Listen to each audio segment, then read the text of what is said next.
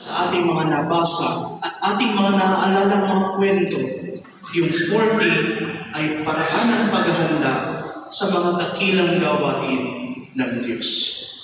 So for example, sa binasa po nating first reading, nabasa natin na nakipagtipan ang Diyos kay Noah. Ngunit bago nakipagtipan ang Diyos kay Noah, ay umulan ng 40 days at 40 nights. Fast forward po tayo ng konti. Sa aklat ng Exodo, ilang araw na malagi si Moises sa bundok nang makita niya at ibinigay sa kanya ang 10 utos ng Diyos, 40 days and 40 nights. Ilang taon na malagi ang Israel sa ilang bago sila pumasok sa lupang ipinangako sa kanila. 40 years. So, di ba sabi, Psalm 95, 40 years I endured that generation.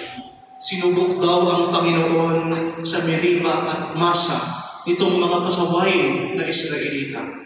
40 taon sila na malagi sa ilang. Sinasabi rin na si Elias ay nag-fasting ng 40 days at 40 nights. Gayon din ang ibang mga propeta. Marami pong mga kwento tungkol sa numerong 40. At ang ending lagi ng 40 days ay isang dakilang gawain ng Diyos. So in our case, ano ho ang pinakadakilang gawain ng Diyos ng kanyang pagliligtas, ang kanyang muling pagkabuhay?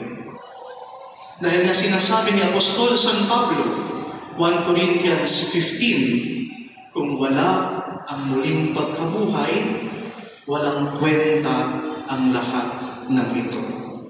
So atin pong tandaan, ang Kristyanismo ay hindi lamang pamumuhay ng kabutihan o yung paggawa ng mabuti sa kapwa o yung pagiging mabuting tao.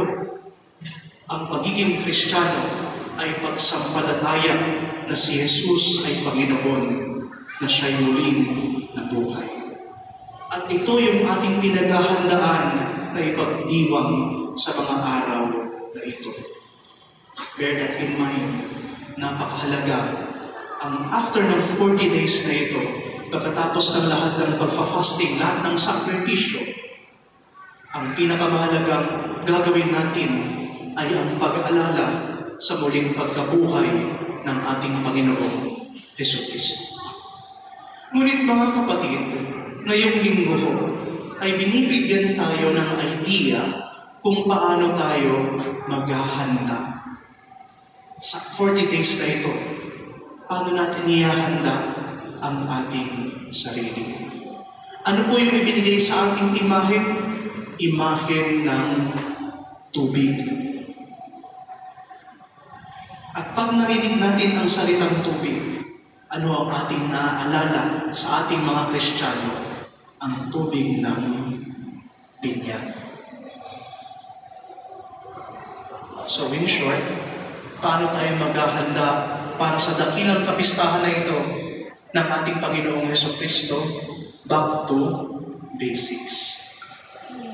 Back to basics ng ating pagkabinyagan. Bakit? Ano ba ang binyag para sa atin? Mababasa natin ngayon sa ating mga nabasa ang pagbasa ngayong araw na ito.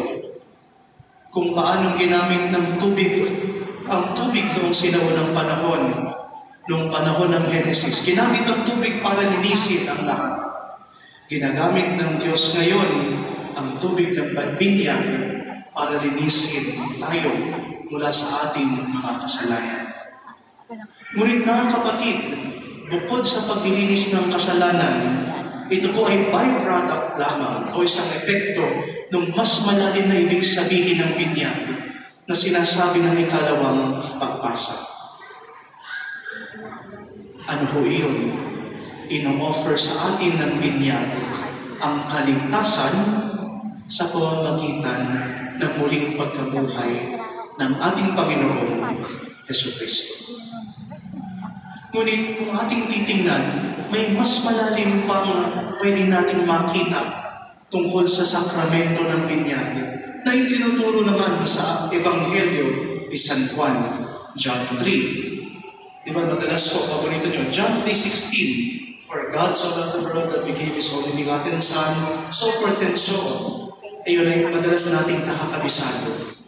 Pero sa dulong parte ng John 3, na isang question tungkol sa water and the Spirit, ano yung pinakadulo ng chapter na yun ng Gospel?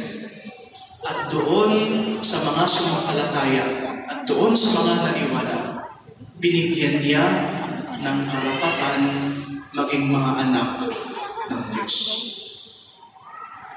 So sa pamamagitan ng 40 days na ito, balikan natin ang ating identity bilang mga anak ng Diyos.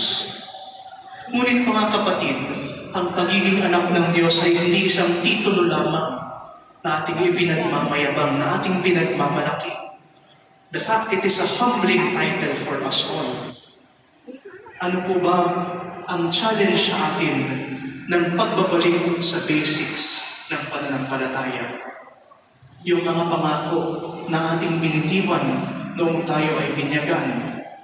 At ano po iyon? Isabuhin natin ang binyag sa pamamagitan ng pagtalikod sa kasalanan at pagharap sa kabutihan, pagtalikod kay Satanas at pagharap kay Kristo, pagtalikod sa kadiliman at pagharap sa kaliwanagan, pagtalikod sa pagmarites, pagharap sa pagsasabi ng mabuti, pagtalikod sa pangipag-away, at pagharap sa pagmamahal, pagtalikod sa pandaraya, at pagharap sa katotohanan. Ito mga kapatid, ang essence ng pagiging anak ng Diyos. Pagtalikod sa masama at paggawa ng mabuti. Pagtalikod kay Satanas at pagharap kay Jesucristo. Yung mga fasting, abstinence, almsgiving, ito ay karagdagan upang nating mapalalim ang ating baptismal identity. Pero mga kapatid, ang mahalaga sa paghahanda natin sa dakilang kapistahang ito, ating isabuhay yung mga basics, yung ating mga sinumpaan noong tayo ay binyagan. Mga kapatid, ang buong Kwaresma at ang darating na mga kapistahan ay hindi lamang tungkol sa tagumpay ng Diyos. Ito rin ay tagumpay ng yaong sa pamamagitan ng tubig at Espiritu Santo. Binigyan niya ng karapatang maging anak ng Diyos. Mga kapatid, makisali po tayo sa pagtagumpay ng ating Panginoong Jesucristo sa pamamagitan ng pagsasabuhay ng ating tunay na pagkakakilanlan. Yung pagkakakilanlan natin bilang mga anak ng Diyos. At sa pamamagitan nito, yung ating 40 days ng paghahanda para sa dakilang kapistahan ay magkakaroon ng tunay na kabuluhan at paglapit sa ating Panginoon Jesucristo. Amen.